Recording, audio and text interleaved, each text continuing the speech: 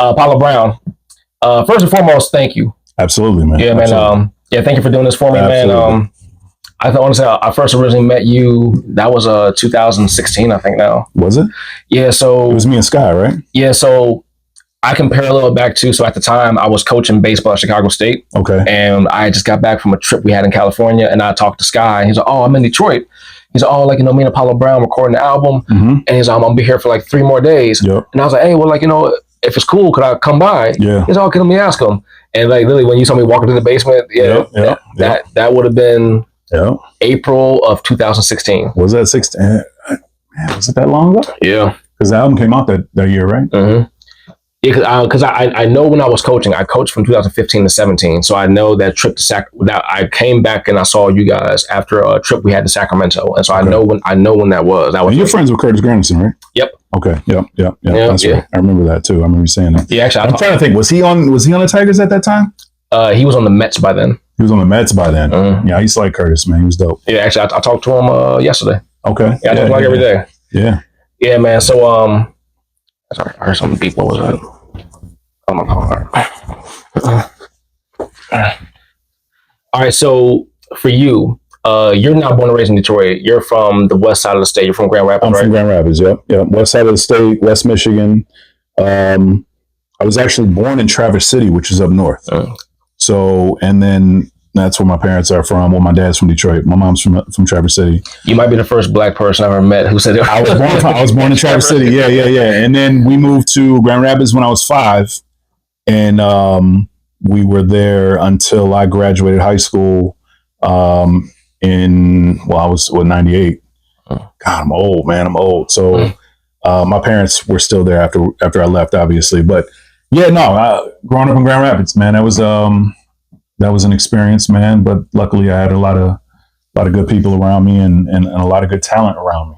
So yeah, no, I mentioned to you off camera earlier, like how I interviewed Bronze Nazareth. Yeah, absolutely. A couple months back, and then also I know Willie the Kid, a lot of Dark Man. Yeah, and I'm sure there's a bunch of other rappers who I don't know about probably came from there either. Well, I'm sure they told you about it. The high school we went to, Ottawa Hills. That was a high school for the DeBarge family.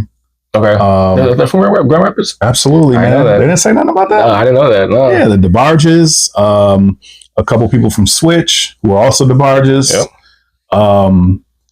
Floyd Mayweather. I knew that. Yep, Floyd Mayweather. Obviously, a lot of Dark Man. Bronze Nazareth, Willie the Kid, myself. Our high school kind of bred a lot of good talent, man, and all different, all different genres of the world, period. Just whether it's music, whether it's fighting, whether it's whatever it is, man. But it was a good high school. It was a good high school for us. And Grand Rapids, man. I mean, Grand Rapids did me well. It did me well. Because it was curious. Because I told you how I literally went to Grand Rapids for my first time ever, just like 2 weeks ago. Yeah. And the thing about being from Chicago, it's kind of like if you don't have family or a direct tie to some of the other Midwest cities, like you don't go back or you don't ever go, period. And so I had a connection. My mom is from East St. Louis, so I would go there a lot. Okay. So East St. Louis and St. Louis, my grandmother used to live there. She's passed away, but then I have a lot of family still down there. But I didn't really even start coming to Detroit often until, man, like in the past 5 to 6 years. Yeah. So you got people here. So yeah. But Grand Rapids, I mean, I knew about Willie, and I don't think I knew that you were from there. I remember Bronze talking about some of his songs. Yeah. But yeah, it was almost kind of like a mystery. I mean, a lot of us cut our teeth. So you'll hear me talk about Detroit a lot because I cut my teeth on Detroit hip hop. That's kind of where my career is from, is Detroit. But I'm originally from Grand Rapids. Same with Bronze. He cut his teeth on Detroit hip hop. He cut his teeth on Wu-Tang hip hop. But we're from Grand Rapids, definitely. We represent Detroit through and through. We represent Detroit a lot better than some people who were born and raised here. But, I will always represent Detroit, but I will always let you know that I'm from Grand Rapids. Now, for you guys, it seems like you just named off a lot of those people who, great music artists from Grand Rapids. Yeah. So I also feel the same way about Detroit, that it's hard to meet people in Detroit who aren't connected to either music or the automotive industry. So do you think it's almost just like more so a Michigan thing, that just Michigan in general produces great musical talent? I think that because we're such a Michigan in general is just I would consider it a blue collar state, you know, and just a lot of the things that we go through, especially in Detroit or Flint or Grand Rapids or Benton Harbor or places that have kind of a little more resiliency than other places, man, and a lot more going on, and maybe a lot more down life going on than other places, say up north. You know, I think that reflects in the music, and I think that you make music based on your surroundings, right? You make music based on, you know, what you've been through or your friends have been through or your family's been through.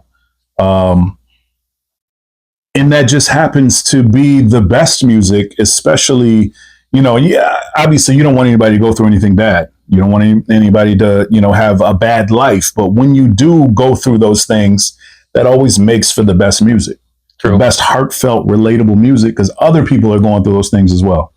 Whether you're writing about them and reciting it on record, or whether you're making a beat that sounds like that, you know, a beat that just conveys that whole somber, you know, melancholy attitude, you know, or experience that you've been through.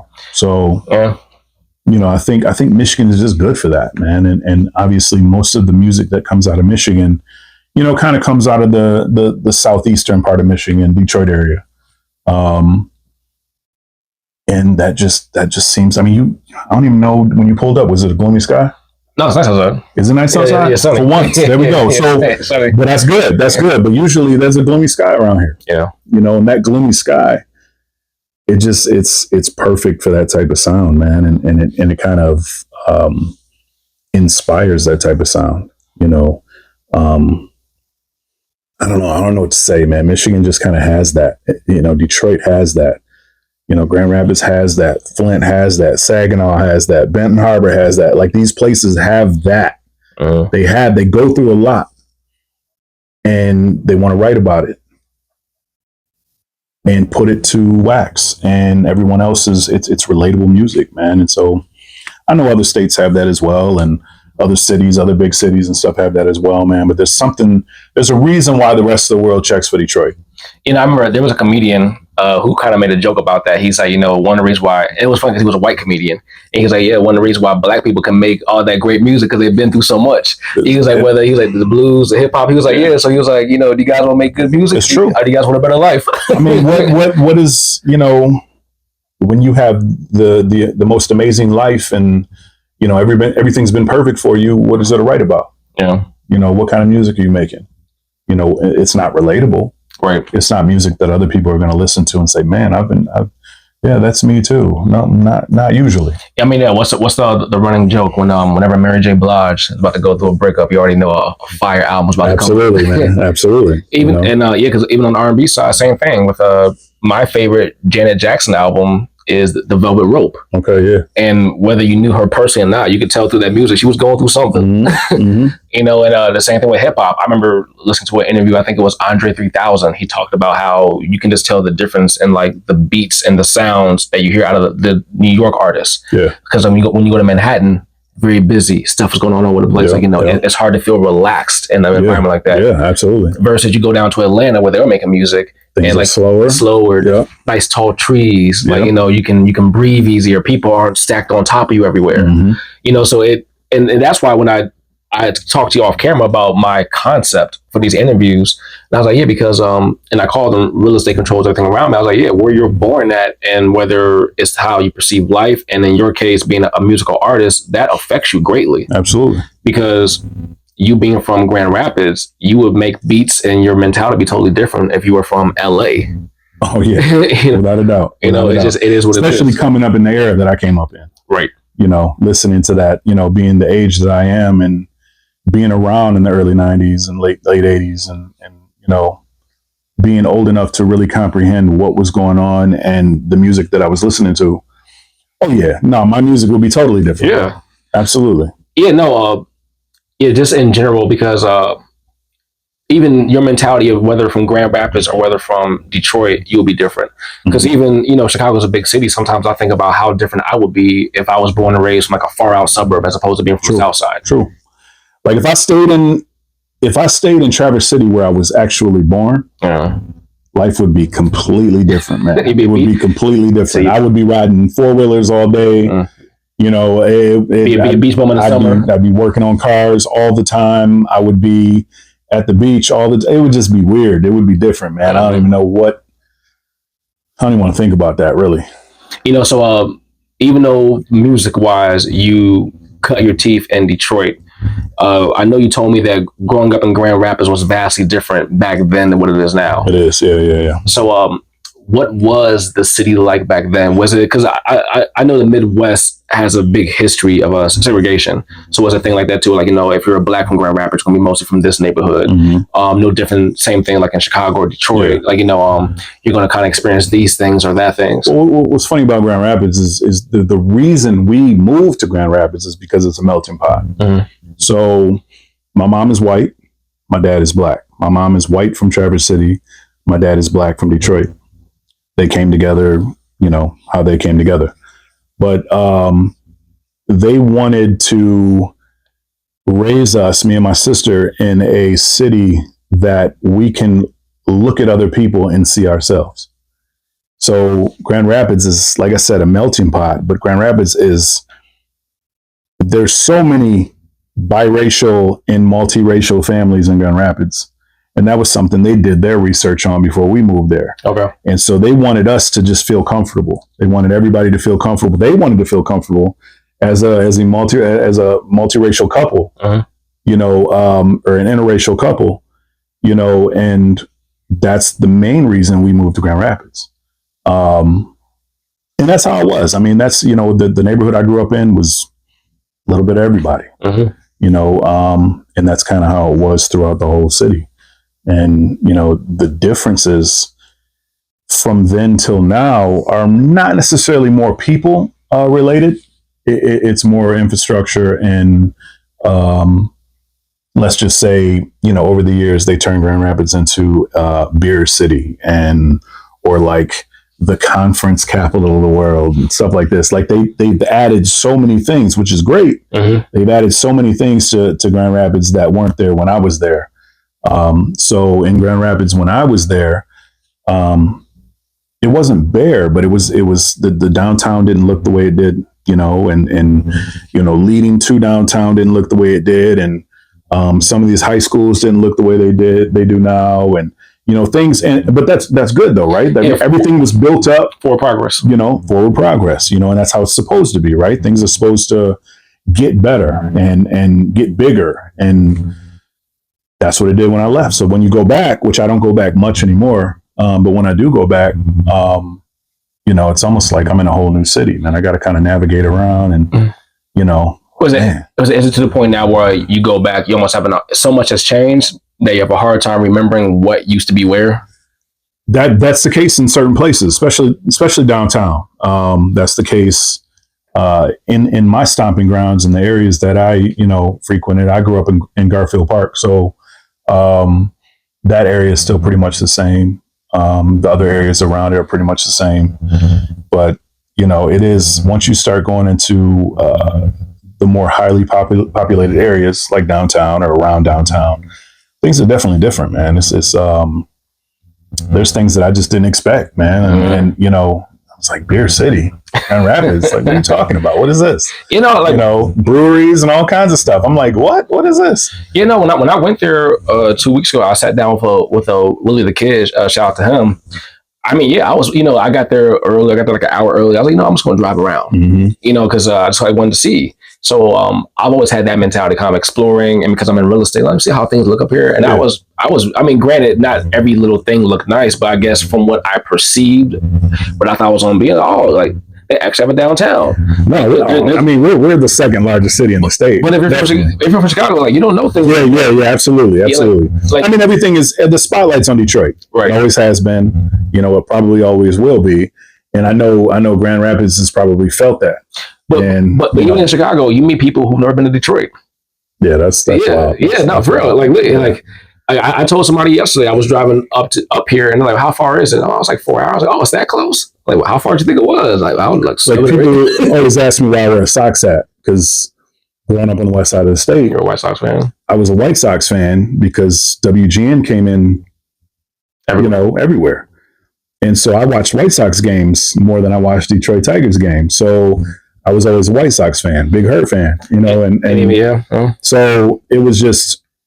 That's how I'm never a Bears fan. I won't never a Bears fan. Bronze is a Bears fan. Bronze is a Bears fan. And we connected on that. But that kind of goes hand in hand with us living on the west side of the state. Right. Like I said, we got to see, Chicago sports. Right. And, he's a big Walter Payton fan. I get it. I get it. But yeah. So that, being over there and always visiting Comiskey is what I like to call it. I don't know what other stuff. I call Comiskey too. Yeah, I call it Comiskey, but visiting Comiskey Park, as much as we did, and going to watch the Sox play and stuff like that. So we always visited Chicago. But that's crazy. I guess, Detroit being on the other side of the state, it's a little harder to get to.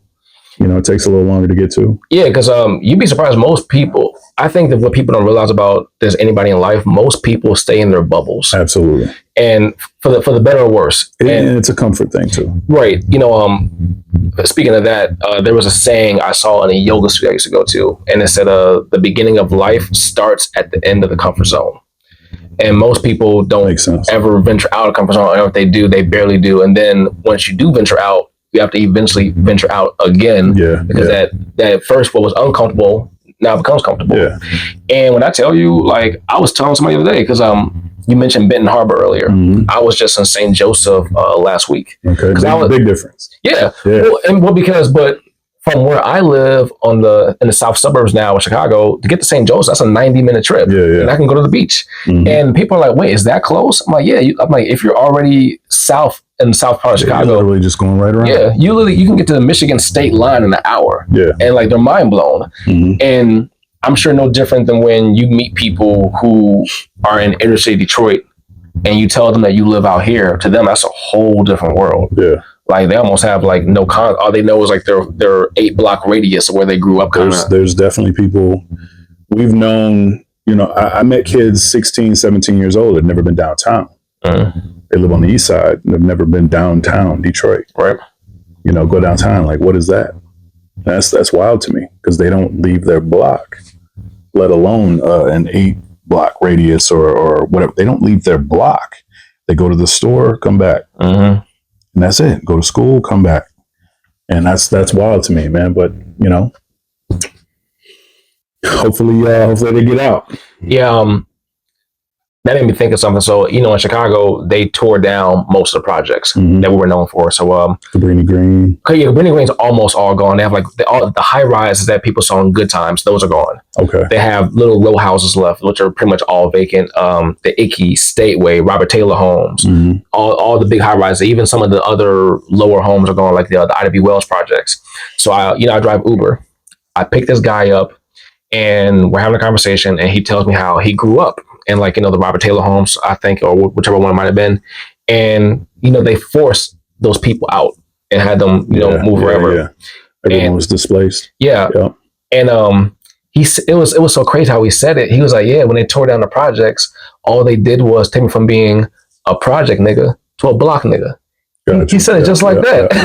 Yeah. And I was just like, wait, what? And he was like, yeah, like all I knew was my project. And now I go to this whatever new air block, and I'm on the block. Yeah. Damn. And it's crazy because you were thinking. I just had that conversation like a year ago. This wasn't like a long time ago. So that with all this technology that we have and stuff like that, for some people, they do use it. They do venture out. They do expand their horizon. But the comfort zone is a crazy thing. Displacement that's wild, man. Displacement is one of the worst things that can happen, especially when, there's gentrification involved. And when you're displaced and you don't have even the slightest income, that's where the uncomfort really, really sets in, because now you don't know where to go. You don't have any money to find a new place or Man, displacement is horrible, man. And for him to, actually experience that, or anyone experiences that is a horrible thing, man. Money is not everything. I remember there was a saying that said money is not everything, but it's right up there with oxygen. And right oxygen. Yeah. It's not everything, but it's right up there with oxygen. Okay. No, that makes sense. Yeah, no, but this is what I tell people. So I meet so many people, as I'm sure you do, and you probably even more so than me, especially when you do these overseas runs. Yeah. Because you meet people from every walk of life. Absolutely. And not just different races, different nationalities. Oh yeah. Because a white Canadian is different than my white from Finland. Yeah. Very different people. Very, very different. Yeah. But in my experience, and you might agree to this too, usually when I meet people who seem to have the happier mentality when it comes to life, or at least a more positive outlook, it's usually people who have some type of options in life. And maybe those options aren't even the best options that they ever want, but they have some type of options. They have options, or they're a minimalist. Right.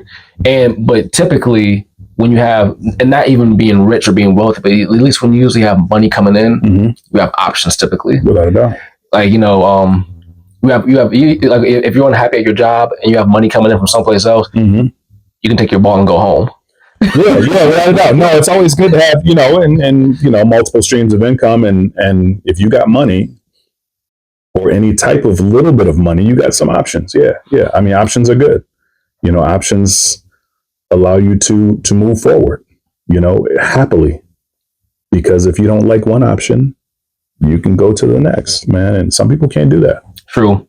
Yeah. And, it's crazy. You said you start seeing things in our society. I remember how you talked about how when you first left America to go overseas and stuff like that, it changes your perspective on a lot. It definitely does, man. Like I said, there's a lot of things being an American and living in the United States that we don't like about the United States. Obviously, there's so many things that we can do without. And then when you leave the country and you go see other countries, it doesn't matter what it is. If I'm in Germany, if I'm in France, I'm in South Africa, Australia, New Zealand, wherever. All these places live different. They live a little bit different. Some better than others, but just different. You know what I'm saying? There's certain things that they do over there or don't do over there that leaves you with kind of a appreciation for home. An appreciation for, all right, when I come back to the States, I'm glad I live here. I'm glad I'm an American. I'm glad I live in the United States, despite the things that we don't really like about, the country. No place is perfect. Because whether it's a place that's already in the U.S. or the U.S. in general, I'm sure you love where you live now. Is it perfect? No, but it's fine. Of course. Of course. You and I both talked off camera how both our fathers served in the military. When you start hearing their perspective, how they see different things because they've experienced it, and you've probably been to 30, 40 countries by now. Oh man, they probably lost count. I don't even know. You got a visa stamps on your passport. I've been to a few of them. I've been to a decent amount of countries. And I always tell people the thing about being here, and I get it completely as Black Americans, why we feel the way we do. And I always preface this statement by saying, I'm a Black guy from the South Side of Chicago who went to public school for the vast majority of my life, walked the metal detectors, you have to put your bag through the thing that they have at the airport to go into your high school, all that stuff. I've experienced gun violence and everything. But I always tell people at the end of the day, you've never met anybody in Texas who's trying to hop that fence to get into Mexico. You've never met anybody in Miami going to make a raft to float down to Cuba. That's very true. You never met anybody in Detroit who's going to hop in that river and swim to Canada. Very true. I was like, and I told somebody, I was like, we're not trying to get out. People died. We're not trying to get out and go elsewhere. I've said this before, in recent years that, the American dream is kind of been pushed to the wayside a little bit. It's not as prevalent as it used to be. In the 80s, 70s, the American dream was everything. Everyone wanted to be, here. Everyone wanted to come here. There's a lot more countries now that are pretty content, and they're like, no, I'm good. We don't need to go there. All I hear about, the United States is gun violence, and I feel like I'm going to get killed as soon as I get there. People have told me that, I'm good, certain presidents and certain leadership and stuff like that, they're like, yo, you guys are a laughing stock to us. We don't want to come over there. Right. But then they all listen to our music and they all want to imitate us. Oh, absolutely. Everybody does. But that's the Black community too. Yeah. Everybody, you got a lot of people that don't like the Black community, but they love to emulate and imitate the Black community. But they say that they want all of our rhythm and none of our blues. Absolutely. There you go. All the rhythm, none of the blues. You know what I'm saying? There's a lot of people that don't like Mexicans, but they love Mexican food. Yeah, it's like, come on, man. Like, it doesn't make any sense. But I have learned, though, that the American dream is not as prevalent as it used to be. There's a lot of people that are not in such a hurry to get here, like they were back in the day, back in the 80s or whatever. But other than that, man, it's a great place, and I've learned that just by exploring other people. There's a lot of people who have never left this country, so they don't know. Oh, tons. They don't really know how to appreciate the country that they live in. There's people that have never left Michigan, so they don't know how to appreciate Michigan. You can leave Michigan, go to West Virginia, and go down there, and then say, "Man, I'm so glad I live in Michigan." Oh no, that's no slight to West Virginia, but there's certain places that you're just like, wow, man, let me get back to my home state. Oh no, I love Chicago with all my heart, and I always have. And when I went to New York and I lived there for like a summer, I appreciated Chicago 10 times more. Yeah. I was like, man, like, I can stuff slows down a little bit. Yeah. Like I can. And it's all preference, right? You know what I'm saying? It's all preference and what you like as a person, what you enjoy as a person, and what moves you. You know what I'm saying? There's people that love New York. Yeah. Love New York and wouldn't trade it in for the world. There's people that love LA. They wouldn't trade it in for the world. Then there's people that are like, yo, that life is not me. I'd rather live in Mississippi where it's slow. I can chill. You know what I'm saying? It's not as, overrun. It just depends on you and what moves you. But I'm good. I'm good here in Michigan. I'm good. Being from Grand Rapids, and I remember you had mentioned off camera how I guess you first started making beats in high school, right? Absolutely, man. 1996. It was that time where hip hop was everything. You know what I'm saying? It was one of those moments that I didn't want to just be a listener anymore. I wanted to be a participant. Really when I heard Main Source, Breaking Atoms, was the time where I was just like, yo, I gotta know more about this, man. I gotta start making beats. You know what I'm saying? I don't want to just listen. I want to participate. I want to make what I'm listening. You know what I'm saying? And it was just like, yo, let's do this. How are we gonna do it? I have no idea how we're gonna do it, but we're gonna do it. And this was 1996, and we were still in high school. And I say we because it was me and Bronze Nazareth. Mm-hmm. And we both had those same interests, man. We both, we wanted to make beats, man. We wanted to make music. And we started making music on this program that came with Windows 95. It was called Voyetra. Yeah, that's a real throwback. Voyetra, man. It came on Windows 95. And it was kind of like a, sound manipulation software. The screen was about this big.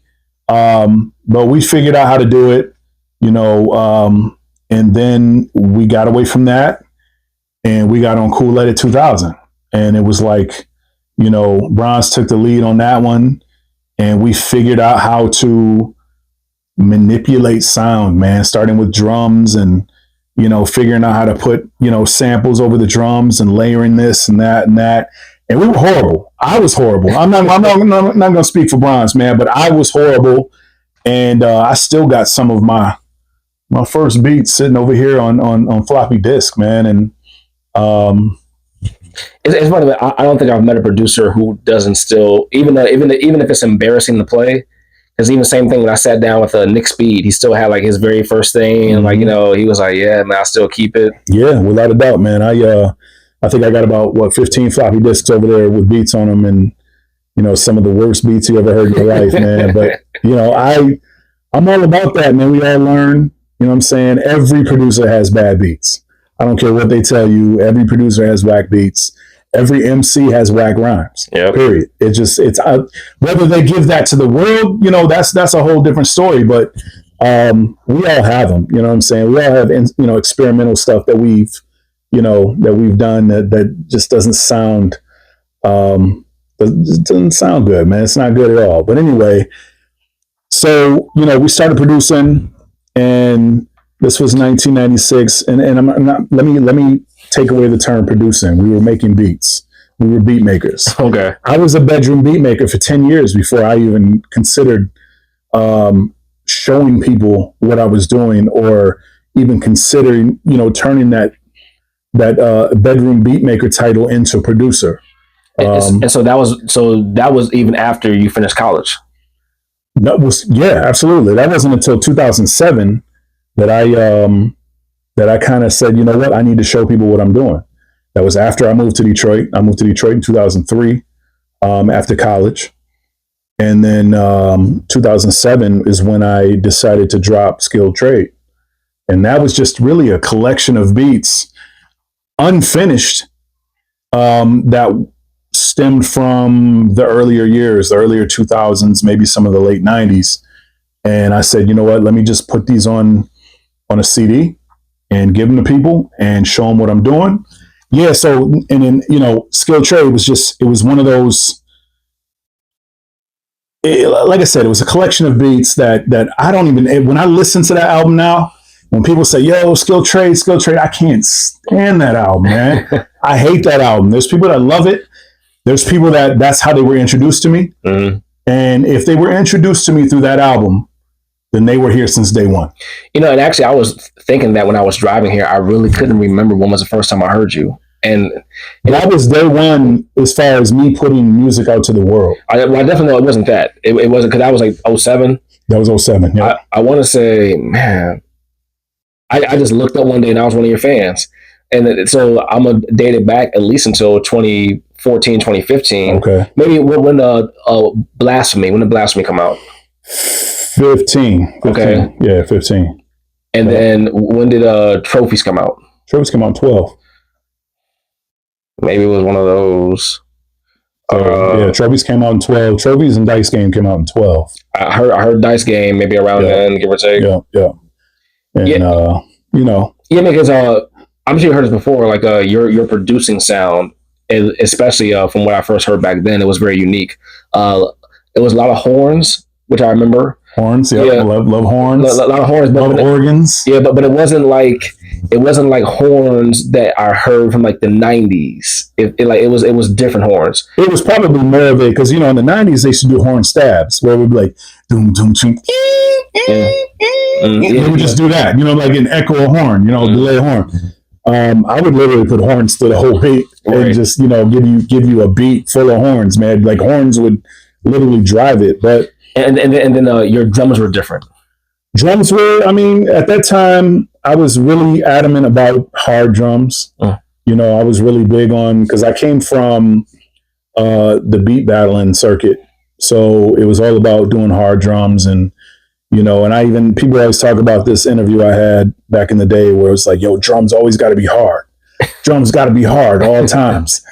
And obviously, I don't feel that way anymore. I've really learn to the drums just have to fit the sample. The drums have to fit the sound, the music, and so whether the snare is there and it's low, or even if it's not there, or if the kick, it has to fit, man. You know what I'm saying? I'm not just doing hard drums at all times anymore. But I remember it's crazy how you, in one interview in your early career, you have that conversation, then you have an album like Anchovies. Exactly, man. Where there's no third-party drums at all. Right. Because I remember when I first heard that album, I was like, wait a minute. I was like... You're waiting for it to drop. Yeah, yeah. No, I've always wanted to do one of those albums, though, man, because if you follow my career and you follow back to all the albums that I put out, there's at least one joint on every album that is drumless. There's at least one joint on every album that's kind of a minimalistic approach. And because I love that, I've always loved that since I started making beats. There was something about it, man. It just kind of gave me a RZA-esque feel. I was always, we grew up in Grand Rapids, Wu-Tang fans, man. We were Wu-Tang heads, like Wu heads, and there was something about that just minimalistic approach, man. We always had vocal, some type of vocal, what I don't even want to call it, some chick going, whatever in the beats, man. It was always something in the beats, and we always try to make it dirty, man. When 36 Chambers came out, that was the first album that let me know that there's really no such thing as an industry standard when it came to the dynamics of the beat, when it came to the sound of the beat. That album literally sounded like and was produced in a basement. You know what I'm saying? Like, and that's what it sounded like. And I love that. And I was like, yo, this is how I want my music to sound. So then fast forward to albums like Anchovies or Sardines, having that, just that dirty minimal sound with little to no drums at all. And I love that. And man, what better MC to do that with, man, than the guy Planet Asia? Like, yeah, he's perfect at that type of music, man. He's one of my favorite MCs ever. One of my favorite MCs over my beats, man. So that was just a perfect marriage, man. So, but yeah, we producing music since '96. I think I got in at a good time as far as listening. I think I got in a little late as far as producing. Because 2007, man, things were already starting to be a little saturated. There was a lot more producers, there was a lot more artists, MCs. So it was a little bit harder to try to make your way. It was a little bit harder to it was easier to get exposure because of the internet. Yeah. But it was harder because there were so many, it was so saturated with so many different artists. I think for as much as we talk negatively in society in general about gatekeepers, sometimes they can be good. Yeah, because you think about back in the 90s, in order to do what you're doing now and to live the life you want to live, where you've been able to eat off music for a long time, you had to actually really want it back in the 90s. Oh, without a doubt. Back in the 90s, you had to travel. Yeah, like you couldn't. Like you had to sit on doorsteps. Right. You know what I'm saying? You had to sit in front of studios, and you had to, if you live where I'm from, and well, this isn't middle America, but, we're in the middle, Midwest, obviously. But if you wanted to be an actor, you had to go out to LA and sit in somebody's, in front of somebody's doorstep, or on the street or whatever, try to meet people. If you wanted to be in hip hop, you had to go to New York and literally walk around and try to meet people and hand to hand everybody and sit in front of studios, and hopefully you can run into somebody that's going to give you a chance. I still think the best promotion or the best way to do it, in my opinion, is still face to face. Face to face is always best. Now, of course, if you're able to get connections through the internet, that's great. But I mean, there's a reason why, even like me doing what I do, I always remember I talked to you on the phone last week, and you're like, "Oh, just let me know." I was like, I'll be there next week. I'll be there. Don't worry about it. Yeah, no, it's I try not to, especially when it comes to making albums. One of the last things that we have is getting in the studio together. I don't do email albums. Yeah, well, when I first met you, because Skyzoo was here for 10 days or yeah. And it's like, we need to get in the studio together. Yeah, you can write wherever you want to write, whatever. But when it comes to recording, we need to get in the studio together and record this together. I want you to see my face. Mm-hmm. You know what I'm saying? I want to see your face. I want to see our reactions when we're finished, when we get done, and we listen to these back, and we're like, yo, this is crazy. I want you to, I want to see your reaction when I present a new beat while we in the studio and be like, yo, let's work on this joint.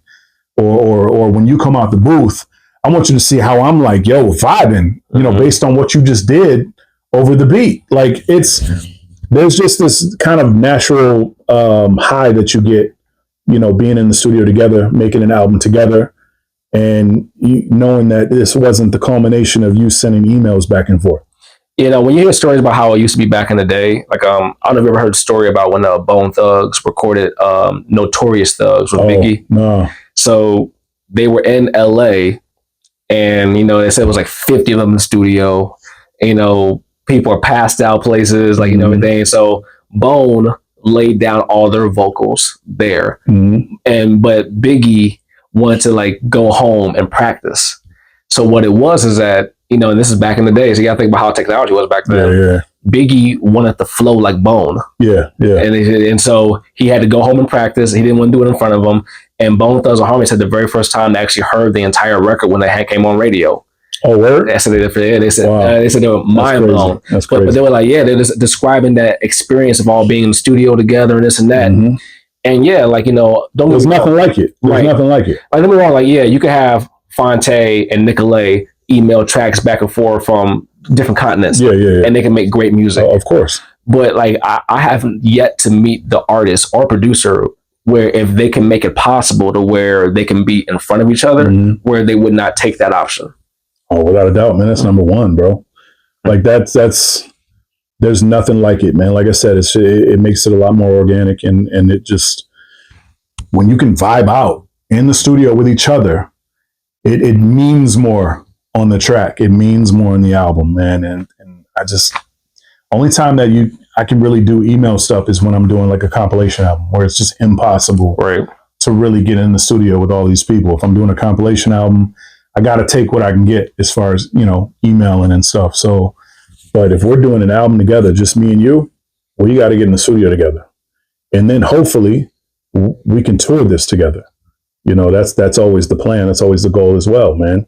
Making that album, putting it to the people, letting it marinate, and then let's get on the road. You know, at least do one joint, one tour, one run. You know, but yeah, man.